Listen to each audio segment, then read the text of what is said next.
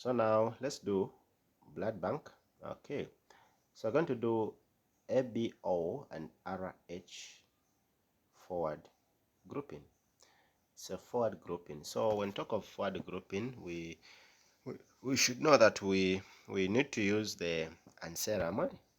So ABO and resource grouping. This is the standard procedure that is done in almost every laboratory. So this procedure is forward grouping. This is where we know the blood group of a person, and doing the forward blood grouping, it can help us to know if that person can be compatible with someone who needs blood transfusion. So a person's blood group can be categorized as follows. There is a person with blood group A positive, okay? A person can be blood group of A negative, can be B positive, can be B negative.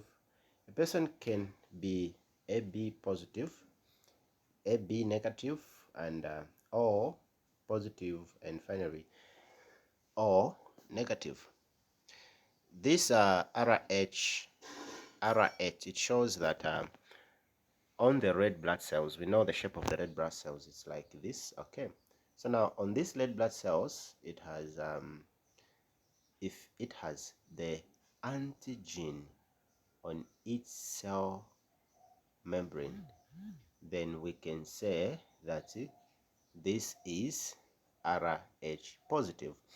If the red blood cells just like smooth without any of these RH factors, they can say that blood group is blood negative. So that's what RH factor means. Rhesus factor is just the presence of the RH antigen.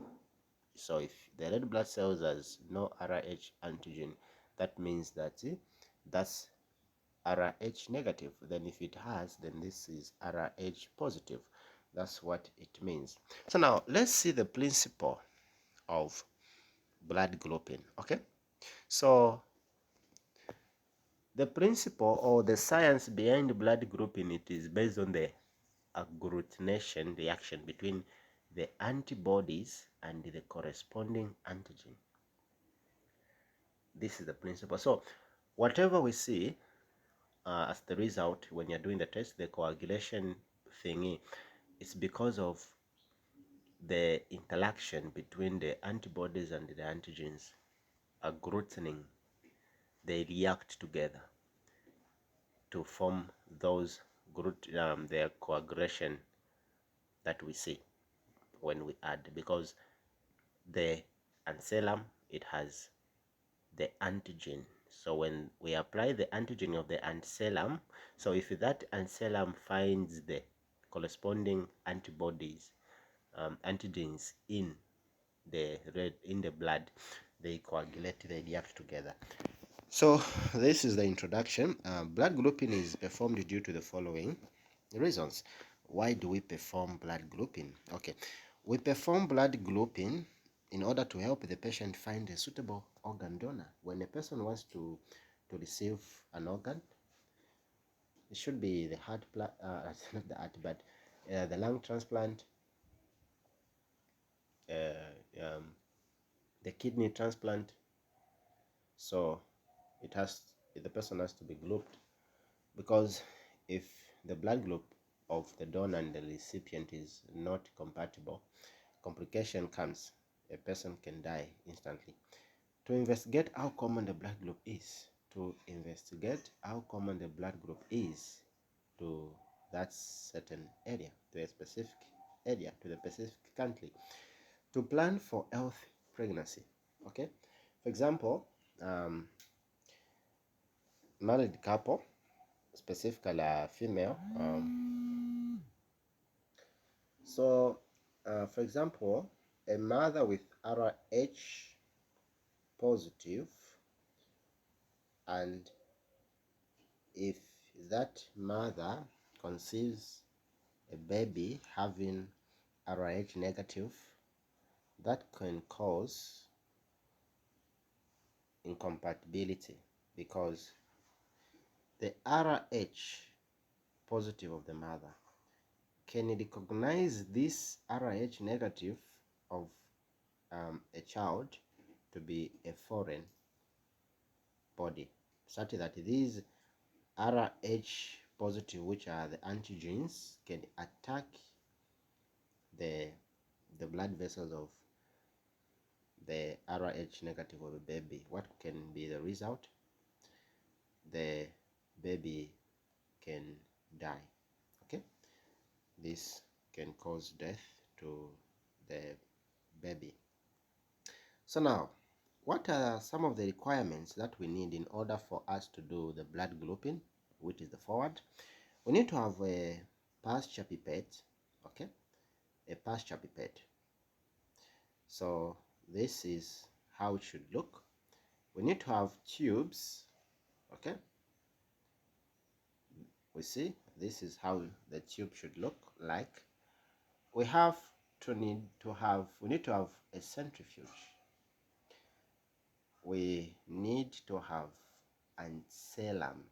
Okay, ancellum should be ancella A, ancella B, ancella D. We need to have a marker for labeling our tubes. We need to have a pen which can help us to write the results, and then a stopwatch. We need to have a patient's blood. So these are the requirements that we need to have for us to do the blood grouping. Okay, so let's see how we can do it.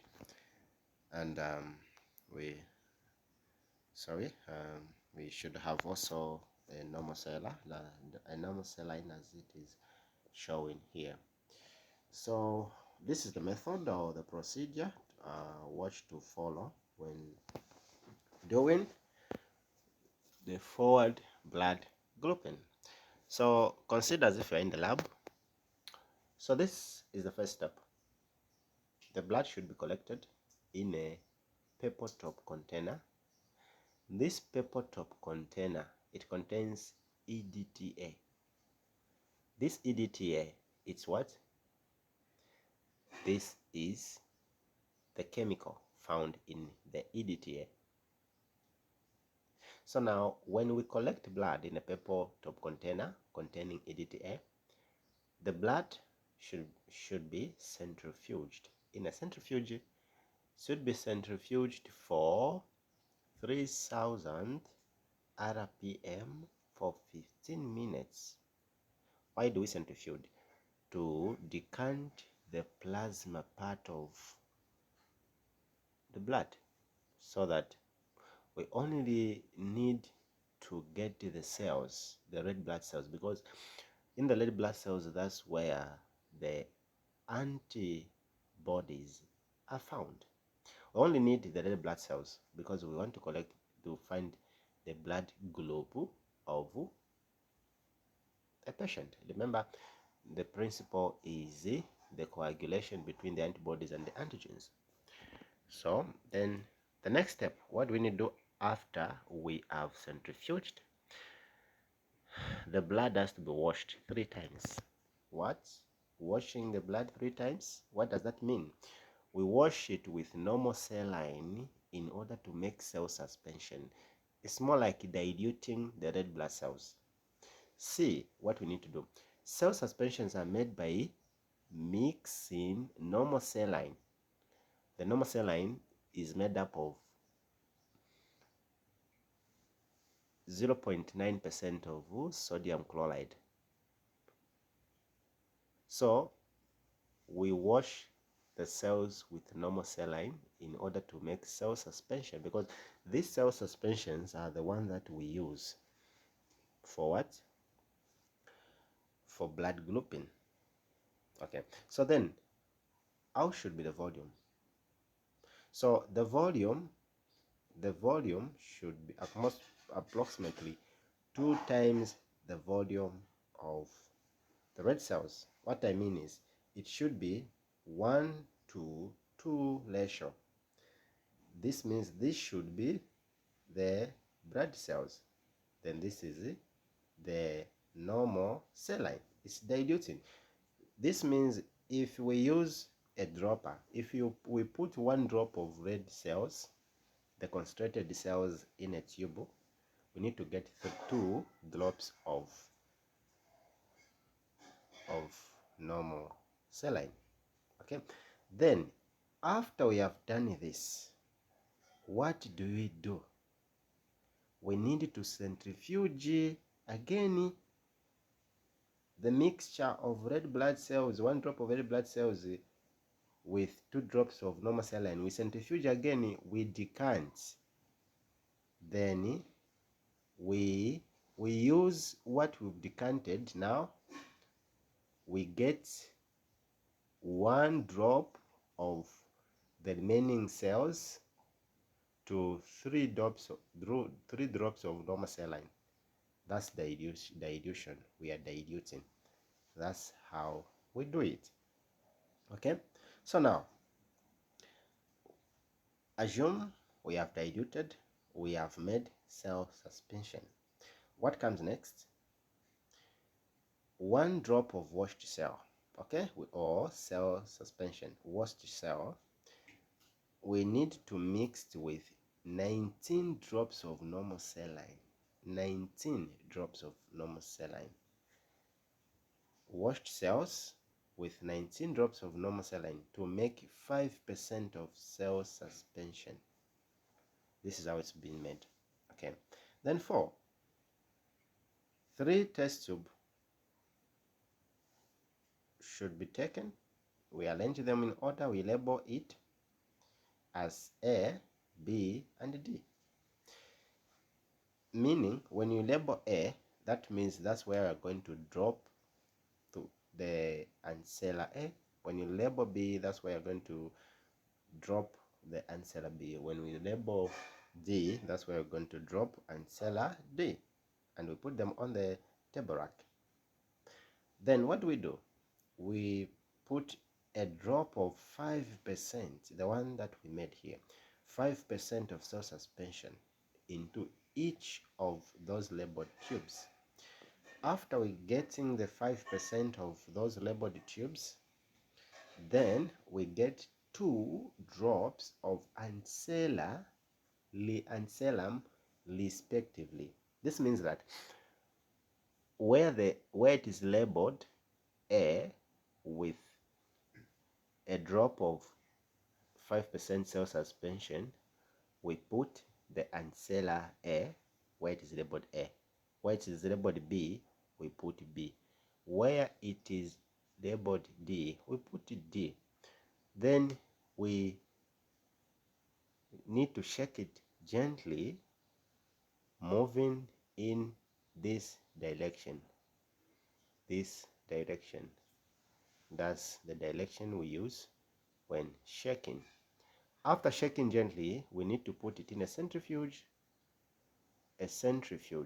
When you put it in a centrifuge, it has to be centrifuged for 5 minutes at 300 rpm. Then after that, then it's ready for us to see the result. What can be the results? Okay, if we see that this is test tube A,